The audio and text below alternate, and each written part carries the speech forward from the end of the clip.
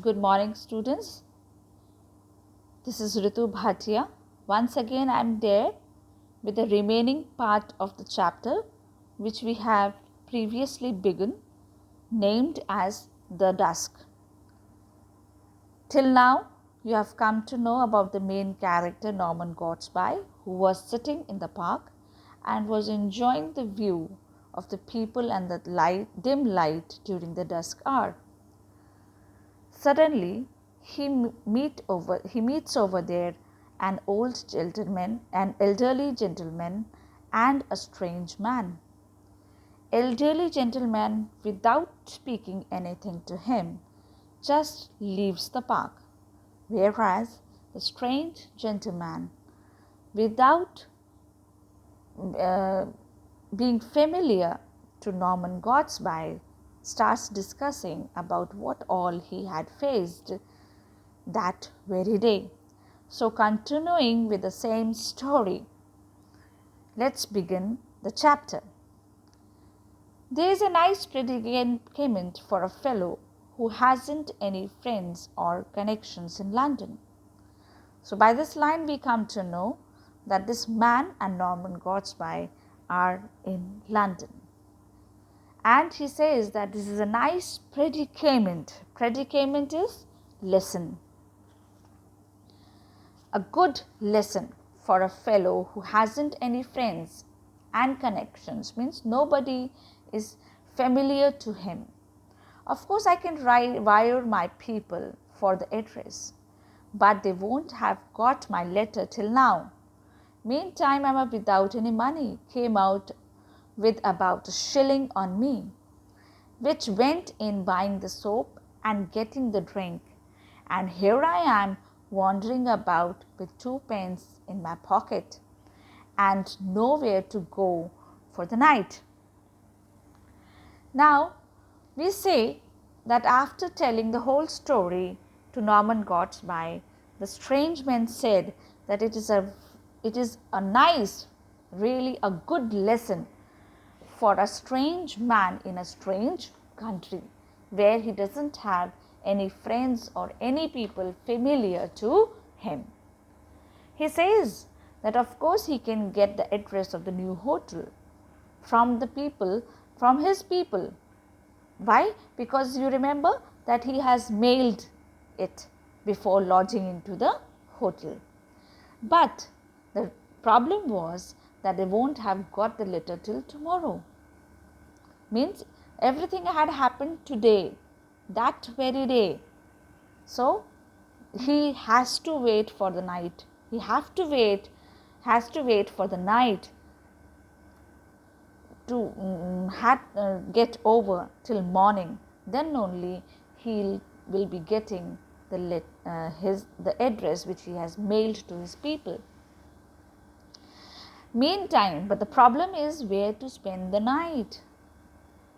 Meantime, I am without money, and moreover, he doesn't have even money with him. Everything is there locked in the new hotel's room.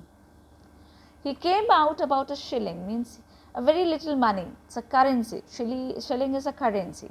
He came out with very little money with him, with which went means he used the money which he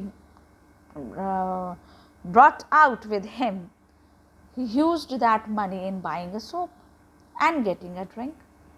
Remember, he went to the bar to have a drink, and now here I am, means and now he is left with no other option except wandering about 2 pence in his pocket. Pence, again a currency, and smaller amount in comparison to shilling, and nowhere to go for the night, and he doesn't have any place to go that where he could spend the night. There was an eloquent pause after the story being told. Now, after telling the whole sad story, this strange man sat quietly. Even Norman Gottsby did not speak anything. So there was quite eloquent long pause between the two characters. I suppose you think I have spun you rather an impossible yarn.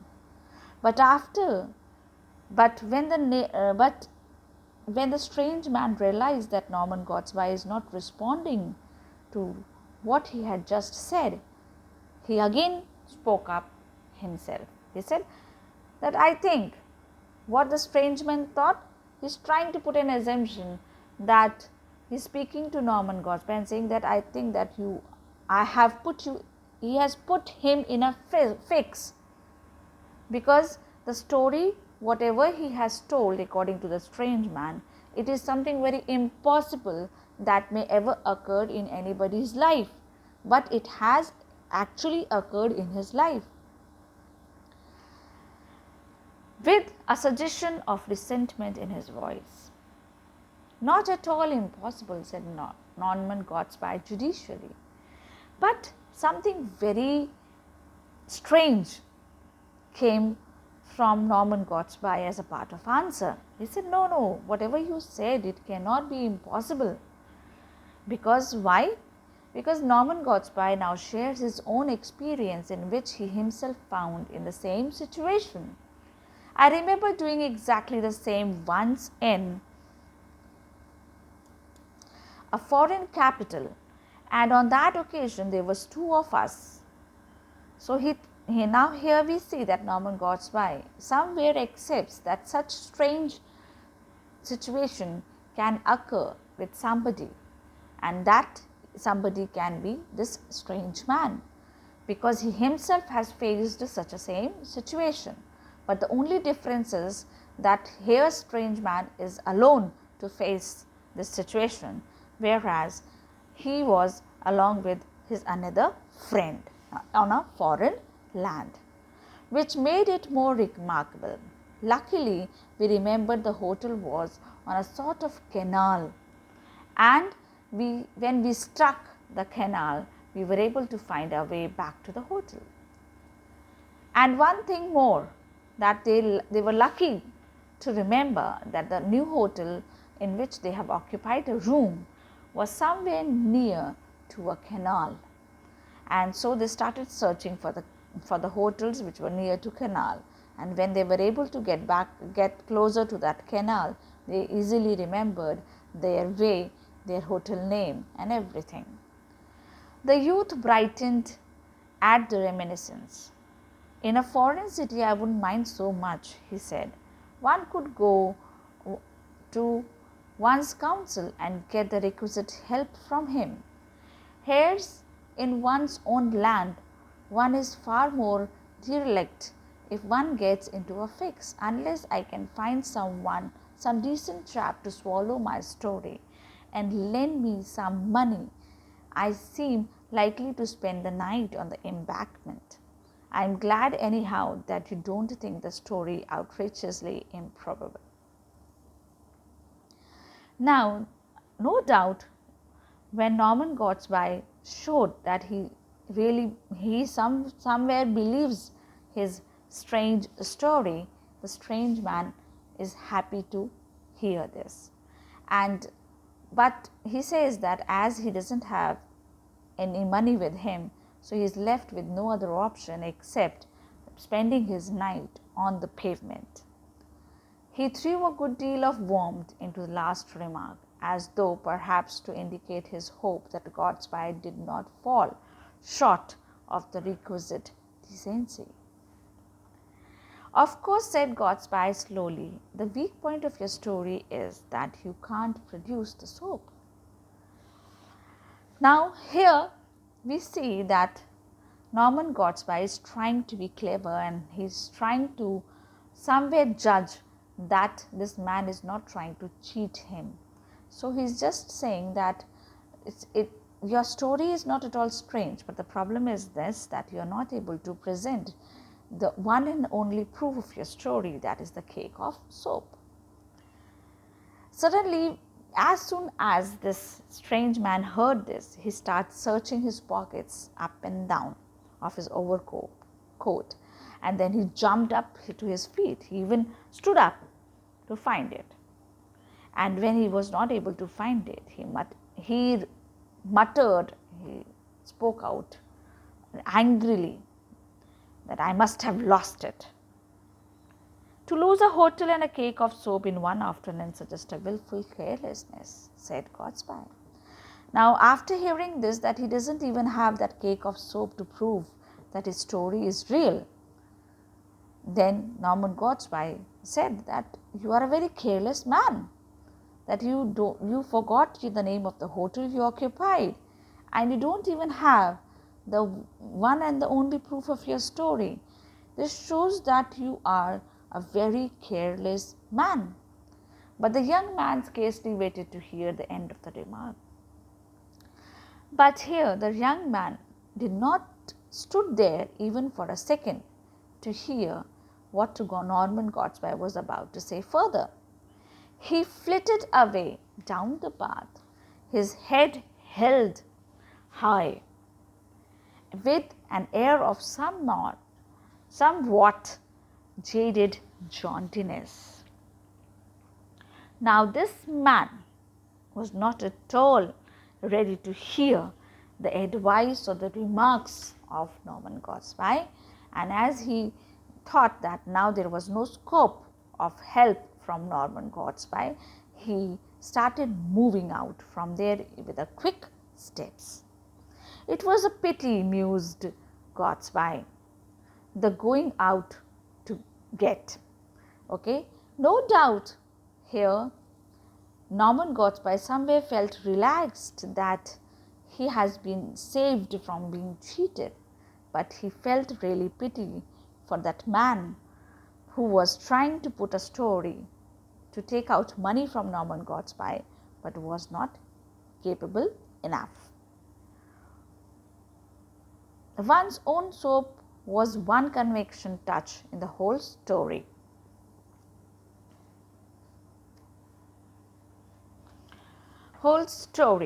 And yet it was just that little detail that brought him to grief.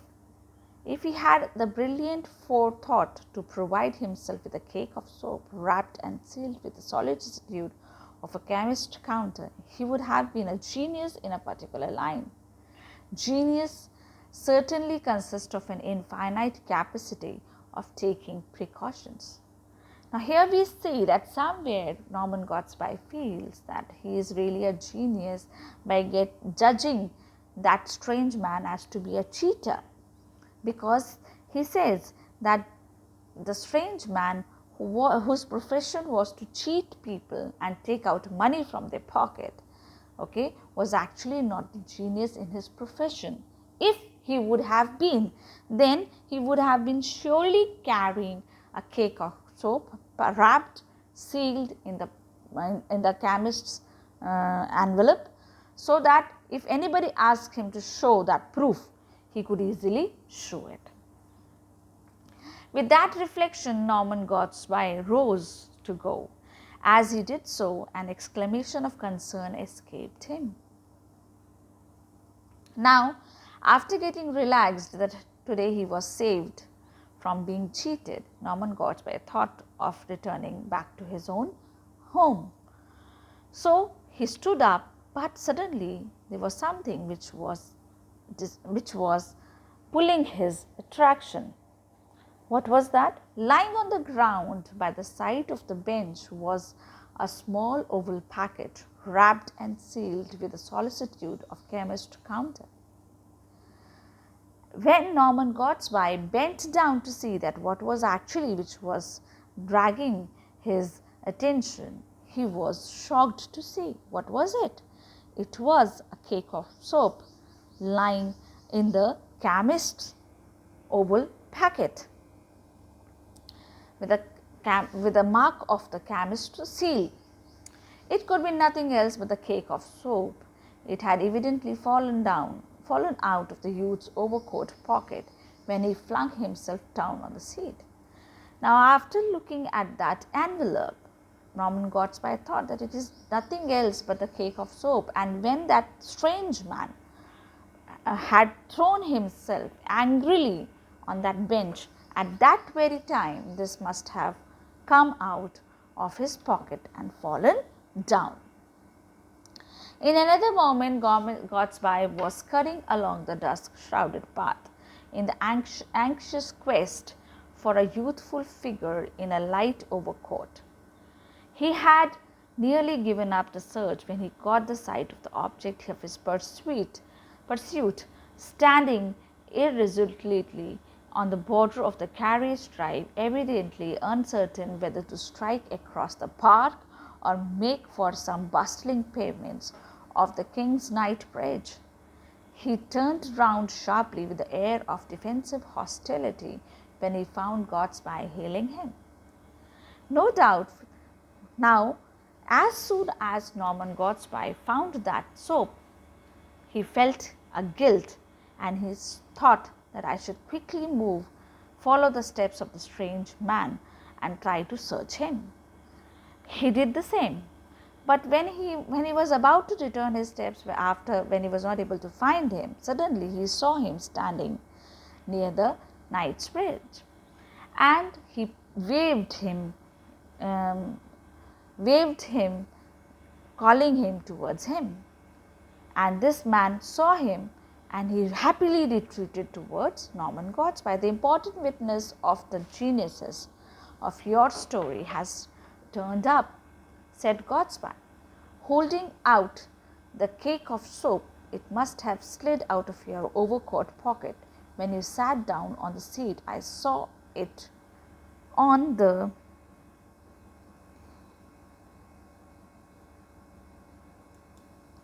ground after you left. You must excuse my disbelief, but appearances were really rather against you. And now, as I appeal you to the testimony of the soap, I think you ought to abide by its verdict, if the loan of a sovereign is any good for you. Now, this man quickly came towards Norman Gadsby when he found that he was calling him, and as soon